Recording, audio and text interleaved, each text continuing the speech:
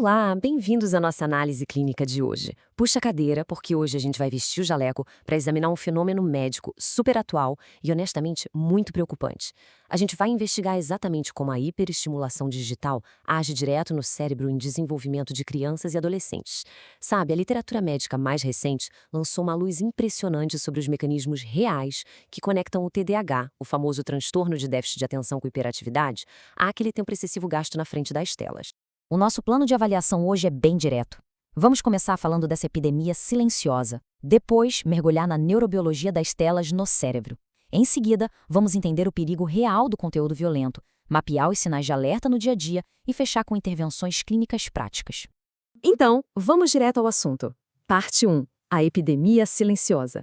Para a gente ter uma noção real do tamanho desse problema de saúde pública, dá uma olhada nesse número, 7,6%. Essa é a prevalência do TDAH entre crianças e adolescentes aqui no Brasil. É gente pra caramba. É uma fatia gigantesca da população lidando todo o santo dia com desafios de desatenção, hiperatividade e impulsividade. Então não estamos falando de um caso isolado, tá? É uma condição de fato que afeta milhões de mentes que ainda estão em pleno desenvolvimento. E quando a gente cruza esse diagnóstico com o uso da tecnologia no dia a dia, a coisa fica meio assustadora. Pacientes pediátricos com TDAH chegam a passar mais de 4 horas e meia grudados nas telas durante os dias de aula. Isso é quase 2 horas a mais do que as crianças sem o transtorno. É muito além de qualquer limite seguro que a gente recomenda no consultório. E isso, com certeza, só agrava a situação clínica deles. Mas o que acontece lá dentro da cabeça? Parte 2. Neurobiologia. Telas e o cérebro. A grande pergunta clínica que a gente precisa responder hoje é: como o tempo excessivo de tela altera de verdade a química e a estrutura do cérebro? Como é que um hábito simples, como rolar o feed num tablet, se transforma num rearranjo neurológico que pode ser permanente? Bom, tudo começa no nosso sistema de recompensa. Quem tem TDAH já possui uma dificuldade neurobiológica natural de lidar com situações onde a recompensa demora para chegar. Aí você introduz uma tela. Luz, som, estímulo intenso, contínuo, artificial. É uma recompensa imediata atrás da outra.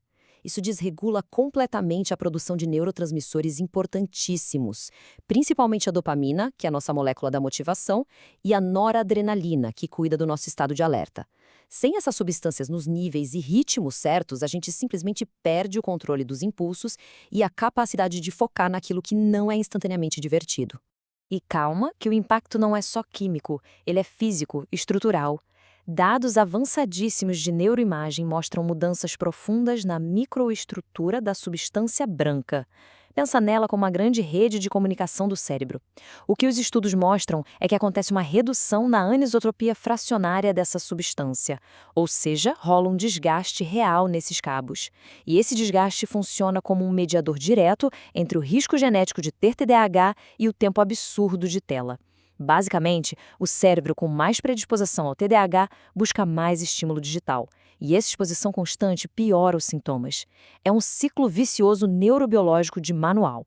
E isso explica muito bem como essa hiperestimulação toda afeta o paciente. Crianças com TDAH já costumam ter algumas dificuldades no processamento sensorial. Aí esse bombardeio excessivo das telas acaba sobrecarregando a capacidade do sistema nervoso central de integrar os estímulos do ambiente. O resultado? O cérebro simplesmente não consegue gerar a resposta adaptativa certa. Isso prejudica demais a coordenação motora, o comportamento em sociedade e, infelizmente, a capacidade de aprendizado. E não é só o tempo de tela que importa, tá? Parte 3. O perigo do conteúdo violento. Tem um estudo de cohort feito em Taiwan que trouxe um dado que, como médico, eu acho alarmante. Sabe aqueles primeiros 1000 dias de vida? É um período de altíssima neuroplasticidade. O cérebro está igual uma esponja, se moldando super rápido.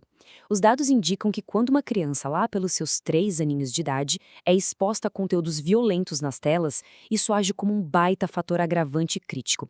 Essas crianças apresentaram uma taxa muito, mas muito maior de desenvolvimento de TDAH lá na frente, quando comparadas àquelas que foram poupadas desse tipo de mídia. Mas como os pais percebem isso em casa? Parte 4. Sinais de alerta no cotidiano. Olha só, existem sintomas bem visíveis no dia a dia que exigem uma vigilância contínua de quem cuida dessas crianças. O uso noturno de telas, por exemplo, mesmo que por pouquinho tempo, é um veneno. crianças e adolescentes que jogam ou assistem vídeos no quarto à noite apresentam drasticamente mais distúrbios de sono, hiperatividade e até, acredite se quiser, problemas respiratórios enquanto dormem. Além disso, reações agressivas do nada, o uso escondido do celular e muita sonolência durante o dia são sinais vermelhos de que a rotina digital está cobrando a conta e piorando os sintomas. E aqui a gente precisa fazer uma separação muito importante, que ficou escancarada lá nos lockdowns da pandemia. O tempo de tela puramente recreativo, tipo passar horas vendo vídeos aleatórios ou jogando videogame, é o que realmente impulsiona e se correlaciona com a gravidade do TDAH. Por outro lado, aquele uso de eletrônicos estritamente para fins educacionais, para estudar, não mostrou essa mesma associação nociva. Então, a natureza, a intenção e o formato do que se consome fazem toda a diferença. Vamos para a parte prática. Parte 5. Intervenções clínicas e alternativas saudáveis. A regra de ouro no consultório hoje é seguir à risca essas 3 estratégias simples, baseadas em diretrizes pediátricas, para proteger a arquitetura desse cérebro em formação. A Sociedade Brasileira de Pediatria é contundente. 1. Zero exposição a telas para crianças menores de 2 anos. Zero mesmo. 2. Para a faixa dos 2 aos 5 anos, o limite saudável é de, no máximo, 1 hora por dia. E 3. Para a galera dos 11 aos 18 anos, o teto deve ser de 2 a 3 horas diárias, sempre mantendo a supervisão de um adulto sobre os conteúdos que eles acessam. E não adianta só cortar a tela, tem que colocar algo saudável no lugar. A gente precisa trocar o sedentarismo digital pelas chamadas diretrizes de movimento de 24 horas. O que é isso? É colocar exercício físico regular na rotina, garantir o tempo certo de sono e incentivar atividades que estimulem a mente de um jeito mais tátil e social. A triste realidade clínica é que muito poucos adolescentes hoje, principalmente os com TDAH, conseguem cumprir isso. Mas, quando essas alternativas são colocadas em prática em casa, a regulação emocional, a atenção e o rendimento escolar melhoram absurdamente. Para a gente fechar essa nossa avaliação clínica de hoje, quero deixar uma pulga atrás da orelha de vocês. O cérebro humano é, sem dúvida nenhuma, a máquina de adaptação mais fantástica da natureza. Mas, se desde bebê ele toma um banho diário de estímulos visuais hiperrápidos, fragmentados e que dão recompensas na hora, será que a gente não está treinando e moldando sem querer as futuras gerações para viverem num estado de distração crônica? Pensem sobre isso. Compartilhem essas informações e vamos juntos proteger ativamente essas mentes em desenvolvimento. Foi excelente conduzir essa análise com vocês hoje. Até a nossa próxima exploração.